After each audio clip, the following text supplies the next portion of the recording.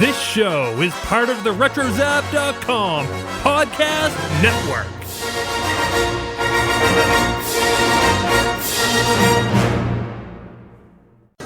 Hello, genius people. Yakko Warner here. The only show we listen to in the water tower is the Animanicast. I bet you can't guess why. Good night, everybody. And welcome, everybody, to another reboot special of the Animanicast. Does it have a happy ending? It really could pay us. Who do you have in mind for the actors? They're terrible. They can't act. That's bad. They're movie stars. That's good. They're going to want a lot of money. That's bad. But we won't give it to them. That's good. I see an Academy Award in the future. That's good. But not for us. That's bad. Spielberg's going to direct. That's good. But not this picture. That's bad. But we've got Zemeckis. That's good. It's Freddie Zemeckis from accounting. That's bad. We've cut the budget to the bare bones. That's good. It'll cost $100 million. That's bad. What would you say if I stopped talking? That's good. What if we just start singing? That's bad.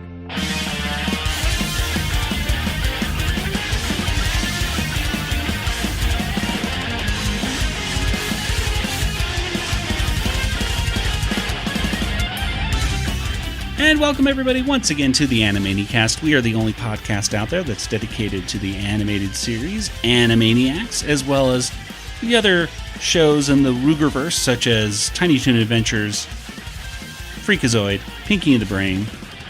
And what we do here is we talk about every episode of those series, talk about all the cultural references and gags, and of course, in the end, we give each episode a Water Tower rating. Today, we got reboot news. Woo. I am Joey, and joining me once again is my brother Nathan. Publicly, the studio has disavowed any knowledge of us to this very day. And across the country in Georgia, it's Kelly. Boingy, boingy, boingy. Well, yes, we've got reboot news. Woo. And it's exciting. A few weeks ago, we had some reboot news, and we had a special episode. And this is going to be another special episode because it's kind of in reaction to our previous episode. Oh. So, Nathan, before we get started, I think we better hit us with the Animaniacs Reboot news theme song. It's the Animaniacs Reboot theme song, and it goes like this. This is how it went last time, I remember. Wow, that was perfect. Yeah, that is not the new theme song of Animaniacs. What? No, but that's a good theme song. It should be. It should. I mean, it's just as good, if not better, I'm sure. Mm-hmm. But wonderful news intro right there, Nathan. Thank you so much. Yes. Let's go back. Let's take a step back and talk about a few weeks ago. We had a report, and we actually saw some footage, or at least test footage, of the Animaniacs new series, which is apparently still coming out this fall. Yeah, they haven't said otherwise yet. Yeah, I think it's they've been putting out announcements for San Diego Comic-Con at home, and Warner Brothers has not, and Hulu have both not said anything about Animaniacs anything. Yeah, which makes me think it might not come out this year at this point. At this point, if they're not going to have a panel at San Diego Comic-Con or some announcement. When it's supposed to come out in 2 months. Apparently, in August or September or whatever. It's kind of like, okay, something's not happening. And so I would not be surprised if the announcement we get might be, here's the poster, and we're also going to premiere in February of 2021 or due to COVID delays or something. Right. Yeah. They'll probably say it's due to COVID, but and there could be some delay, like with music. Like I was talking to Kelly with this, like we were saying how if they're still recording orchestra, like live orchestras, that would be harder to do in person. And I've tried to get some confirmation whether or not they're doing the orchestrations kind of virtual. Mm-hmm. And I've not heard anything about that. I know that they had started the orchestrations for the reboot, But obviously that was all put on hold. And so that could be, the sticking point, because if you're really looking for an orchestra, imagine John Williams conducting an orchestra on Zoom. He can do it. He can do it. If anybody And he can will do it well. Okay. Well, in that case, John Williams can do it, but almost nobody else in the universe, I'm sure, it would be a very hard task, at least, to do that. So, Well, and it's better that if they, obviously you can, we've seen people do videos with different instruments, usually the same person, different instruments, and it sounds great, but it's much better if you can just wait and put out the best quality product that you actually can before releasing a new show, I think is probably what they'll do. Yeah, all in the same room together and stuff like that. Rather than risk poor quality audio or something. Yeah. So when it comes to that kind of the music stuff, we haven't really heard anything. What we have heard, though, from our sources beforehand, though, was the fact that this show was having some trouble. And the reboot footage that we saw, even though it may have come from an animation company that did not get the job, the scene itself that we saw, the unfinished few minutes of the scene that we saw, wasn't the funniest. But again, it was out of context too. Like we didn't know what happened before the scene or after the scene. Like yes, it didn't really make any of us really laugh or anything like that. But then again, it is no sound effects, no music, so very unfinished. So who knows what it would look like in the end. But then adding to that would be our previous information from sources saying there was trouble with the reboot going on. And in response to that, we have some more information from some sources that are basically to kind of give us the opposite viewpoint of what's going on behind the scenes. So what we're going to do right now is I'm going to go ahead and read some of the information, or kind of summarize at least some of it. And then we'll take some time to kind of give our own thoughts on what we think about it. So I can't say whether or not these people are from the animation department, which are like hundreds of people, or from the writing department, or from the music department, or from whatever. But I'm just going to go ahead and go over some of this information, and then we'll discuss it. So first of all, we talked about the executives kind of mismanaging stuff as one of the things that we had gotten the impression from in our last episode. But not Spielberg. Not Spielberg. But this is the first little information right here from the source. Says, whatever you're hearing about Will Leslie that's negative, Will Leslie Wild, is BS, and it's motivated by external factors. He is dedicated to the show. His two young kids love it, and he is making it for them as much as anything. And he is committed to honoring the original while making something new and engaging for audiences of today. He's whip smart, he's kind, passionate, and compassionate, and the best showrunner you could ask for. I'm not defending him for any other reason than it boils my blood to hear unfounded criticisms, especially when he and the rest of us are working so hard to make this show great. And it hasn't even come out yet. And the source goes on to kind of say, like, they're in a difficult position because it's this enormous beast of a show that they're trying to put together, where people can have differing views on how to get to the best version of the show that they want. You have Will Leslie, you have Spielberg, Warner Brothers, Amblin, just to name a few of them. And of course, the audience as well. They're trying to think, I'm sure, of the audience as well that's going to be viewing it. And really what this source was talking about when it came to the information that we were talking about before, of kind of trouble behind the scenes, was they speculated that the people that were telling us this were simply disgruntled employees that were let go. And they didn't really get into the specific internal stuff of what, they mean by that. But yeah, that's basically what I said. So I'm going to pause right there. What did you, Nathan, Kelly, what did you guys think when you were hearing this information? Because this really kind of goes right against the previous information that we heard. Well, it's comforting. I guess we should point out that Leslie Wild is the new showrunner. I don't know, in case there's someone just listening to this podcast. Yes. And he's known for doing like Family Guy kind of projects before this. But Right. He had done the movies Ted and Ted 2 and worked on Family Guy for a while. 1,000 Ways to Die in the West or something. Yes. I think he was part of that. Yes. But yeah, it's nice to hear that he might not be bad. You know, he actually might like Animaniacs and everything. So it's like, oh, okay, that's like, I don't know, it's comforting. It's Yeah. because we hadn't really mentioned Will Leslie's name specifically, but we had heard some things that were negative about Will Leslie Wild. But it's nice to see that the people that are at least working with him right now really like him. Kelly, what do you have to say?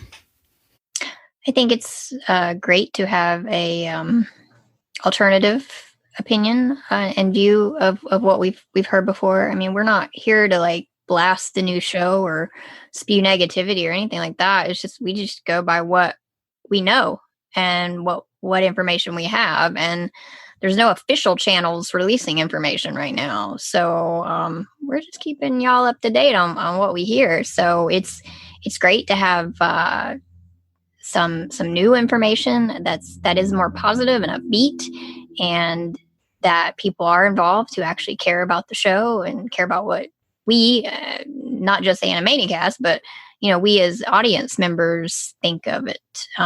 They want to put out, like I was saying earlier, the best product, and so yeah, it makes me a little bit more excited. Yeah, I would be really scared if I continued to hear. So, oh yeah, that's true. And also, I got more stories for you from more and more sources. Like, then I would really be scared. But this was, I think, encouraging to hear some stuff because, like Kelly, like you mentioned, we're going to watch the reboot, and our personal opinions aside from not seeing original writers and stuff like that on the show, like we had wanted. We still want the show to be good. I mean, I don't think anybody who is really a fan of something wants something to be terrible. Yeah, and especially if we're going to have to watch every episode. So that's true. We might as well we want to enjoy it as much as possible, even while we're watching it. We're sort of committed to it. Yeah, that's that is very true. So yeah, boy, wouldn't that be terrible? But another terrible episode of Animaniacs. Nobody wants that. Well, nobody wants to listen to that. No, it's like, oh, this is an Animanicast where they just kind of groan and. That'd be fun. Well, let's get into some of the just kind of general things about the show as well. So apparently the first season does have its ups and downs. The pilot episode is supposed to be very good, and we've been told that fans will love it. However, there are episodes in the first season that are better than others. Some are great, some not so great. So when you say it has its ups and downs, are you talking about like the episode ups and downs? Or chopsticks and chopsticks and chopsticks and chopsticks and chopsticks and chopsticks, chop chop. Enough is the chopsticks! No more chopsticks! Hopefully something as good as that it comes in the first season, but we have not heard that. But we that would be amazing. That would be like, oh man, this show's really got it. I'm not obsessed with that episode. Or they just re-air that episode. It has its ups and downs. I would watch it. I would watch it. So, and everybody who ever gets on an elevator with me will love it. They enjoy it so much now. Yeah. Kelly, not again. So, when you think about it, though, even the classic series Animaniacs, I mean, there weren't stuff, even in an episode we'd watch. It's not like hippos. Yeah, exactly. Yeah. The hippos would come on. You've had some segments that'd be, wow, this is really great. And then it would dive down. Or you'd have an episode that we'd give 5 water towers to, like, this is amazing. And then one or two down the line, and it would be like, oh, this is a 1.5 or 2. Or yeah, I think there was some that we all gave like 2 water towers to. Wow. Do you have one off the top of your head that was just awful that we all hated, Nathan, for example? I think with 3 you get egg roll.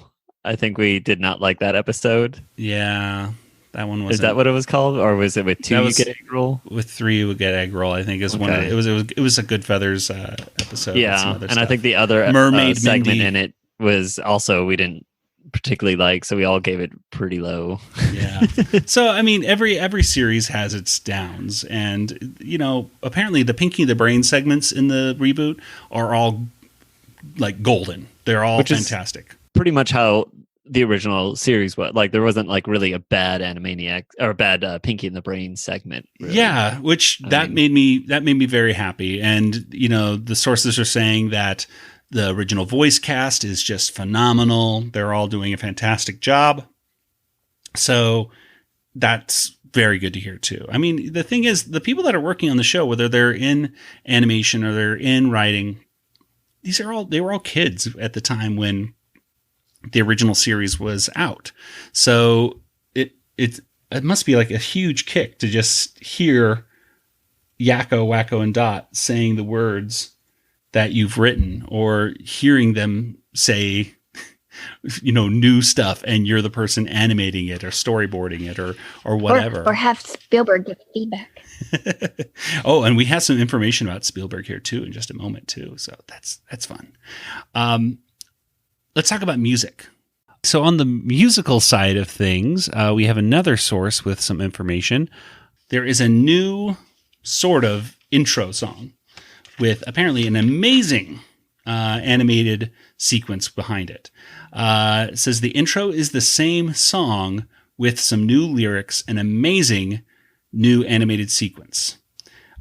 So that'll be interesting to see how that. So the same tune with new lyrics. Who knows whether that's just, no Bill Clinton on the sax or something. Yeah, they like say that. no Trump on the sax.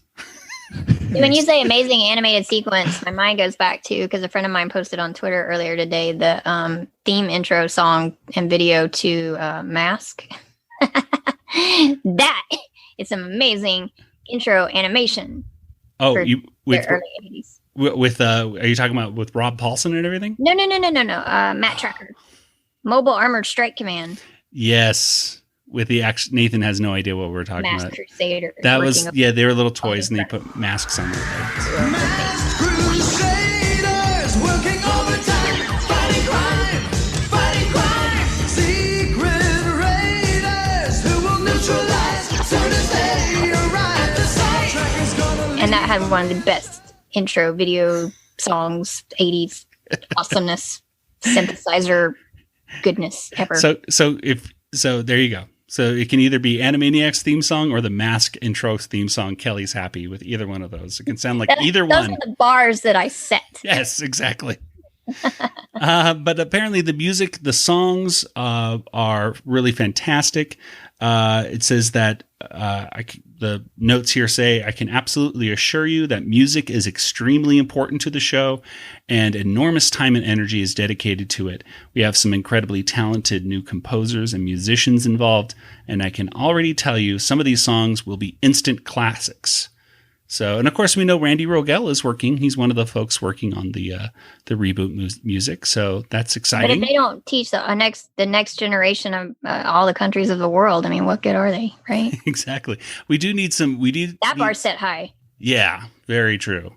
Who knows? And gosh, what a song for Randy to be to his first out the gate, and like the most have to memorize more songs.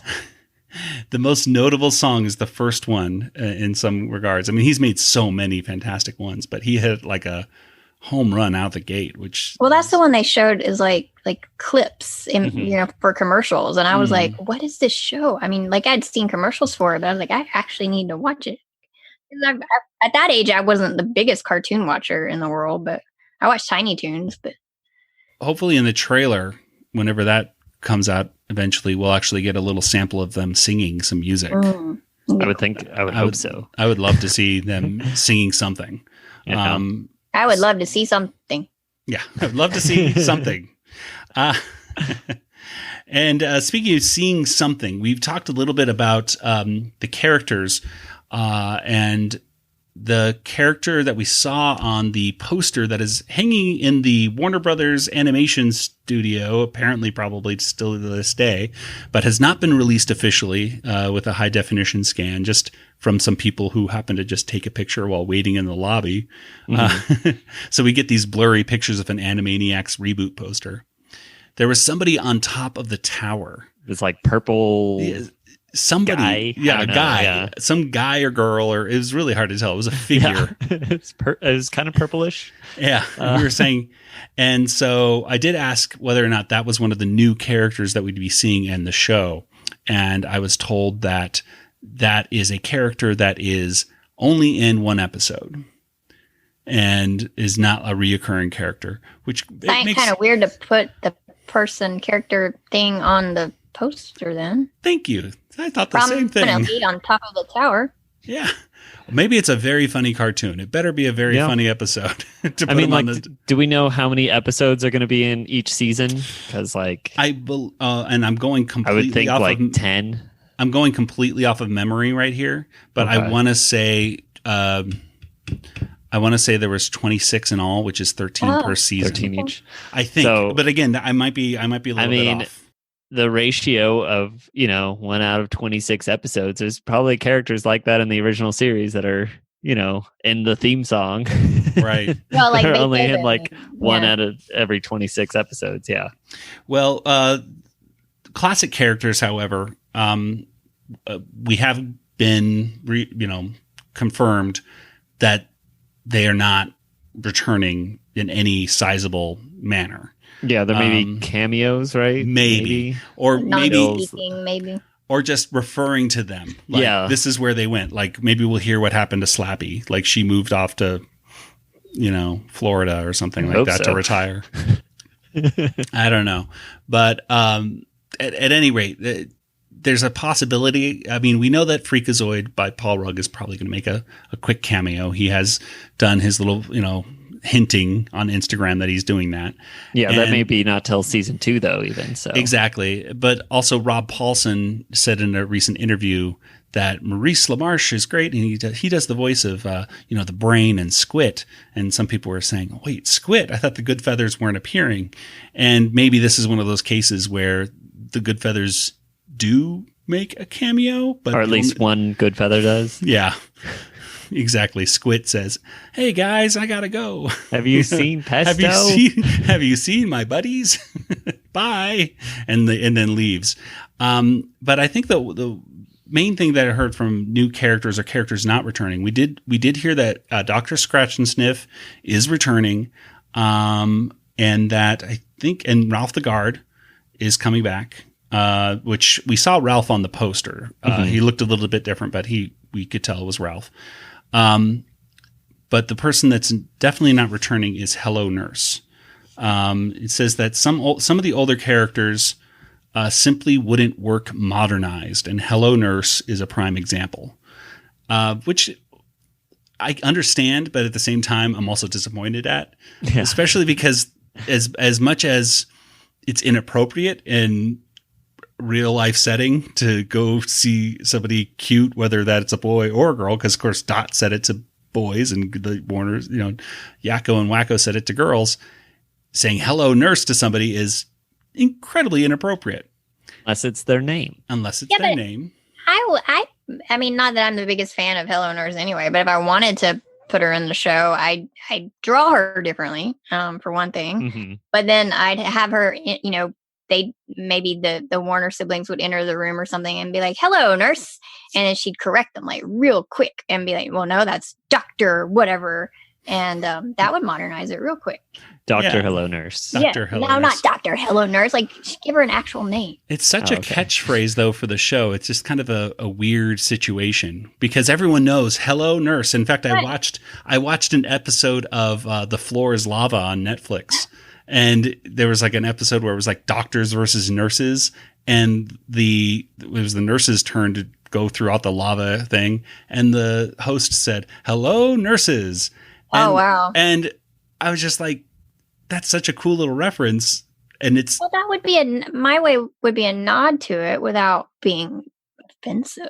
Yeah, but it's just Or at weird least, 'cause the characters might be but offensive. Warner Brothers is still putting it on merchandise to this day. Like they'll have every now and then like official T-shirts and stuff like that say "Hello Nurse" and "Hello Nurse" is on it and everything. So Well, it's just it kind makes money. it's such a it's true.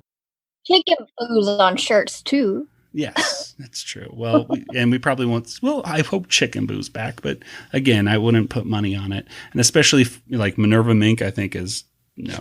Yeah. That's okay. Hip Hippos, Minerva Mink. Like, I don't think That's okay. anyone. I don't even know if they'll do a cameo. No, I don't know. Hey, everybody. Just a quick additional note post recording with Nathan and Kelly. There was also a report that Terry Crews, of all people, would be voicing Ralph. That is not true. Frank Welker is still voicing Ralph, as everyone would suspect.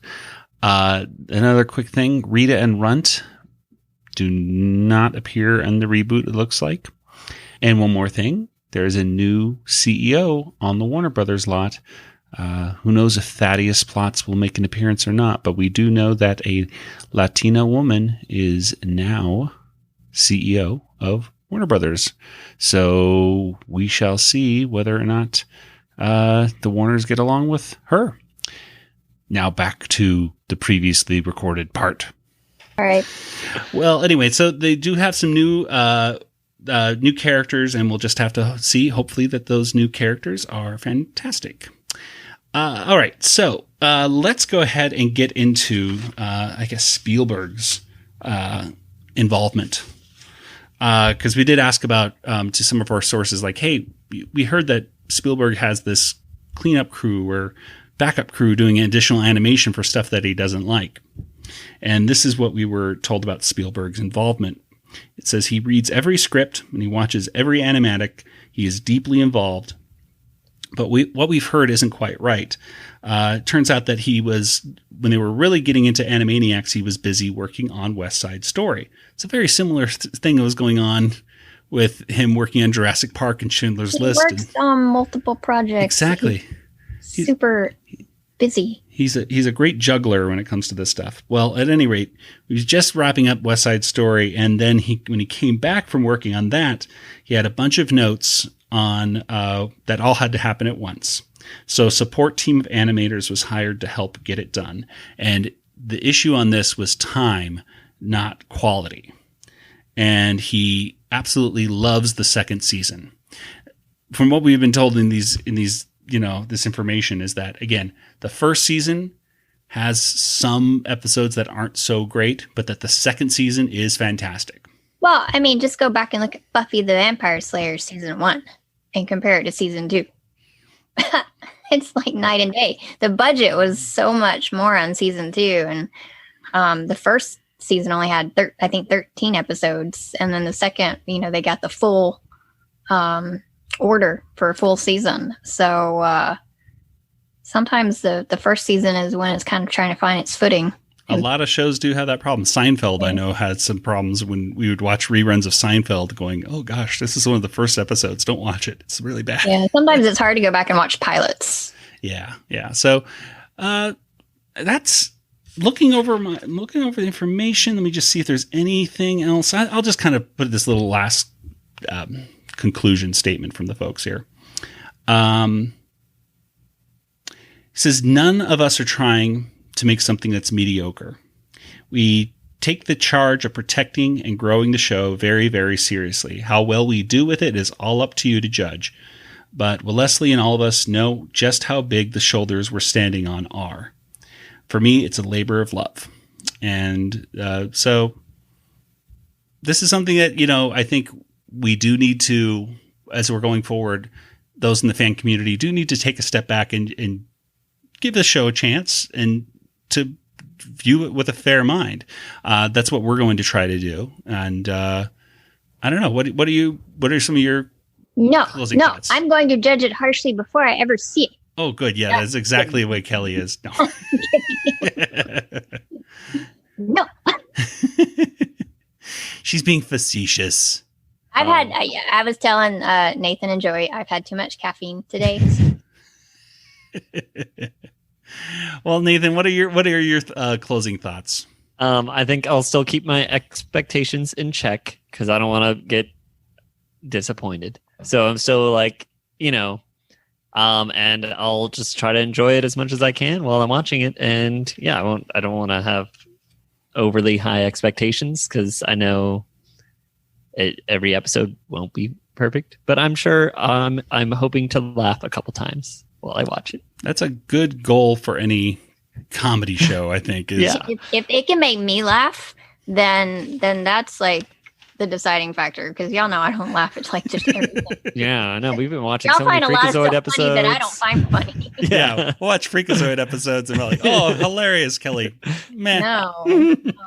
Okay, there's going to be an episode of Freakazoid that's coming out in 2 episodes that I know you're going to love, Kelly. It's going to be in a month or so when we get to It's that. like in a month. Yeah, I was like, It is very Spielberg centric. it's going to be like 2 months. Why away, haven't we right? done that one? Oh, that's right, because we're doing them in order.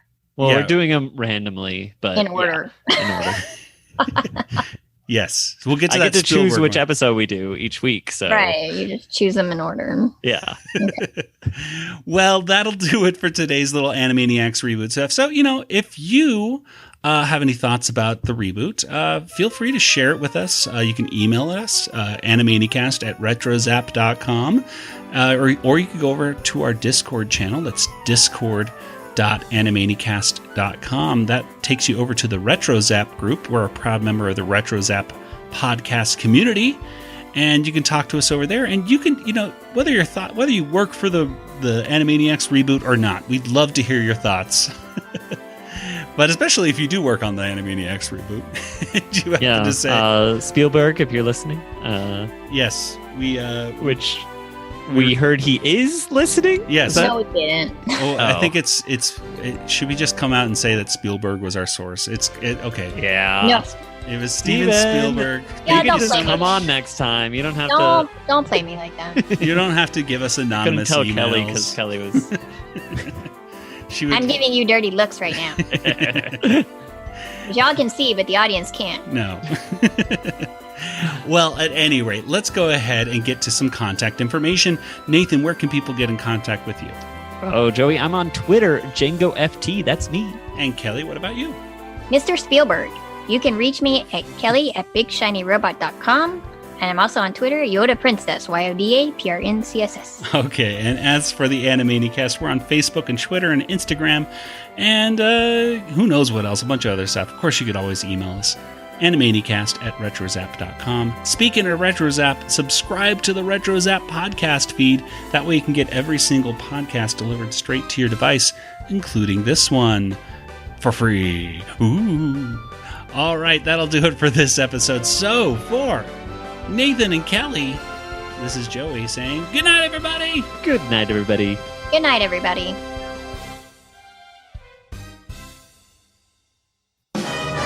This podcast is not endorsed by Warner Brothers or Amblin Entertainment and is intended for entertainment and information purposes only. Animaniacs, Tiny Toon Adventures, Freakazoid, the Warner Brothers logo, all names, pictures, and sounds are registered trademarks and/or copyrights of their respective trademark and copyright holders. All original content of this podcast is the intellectual property of the Animanicast unless otherwise indicated.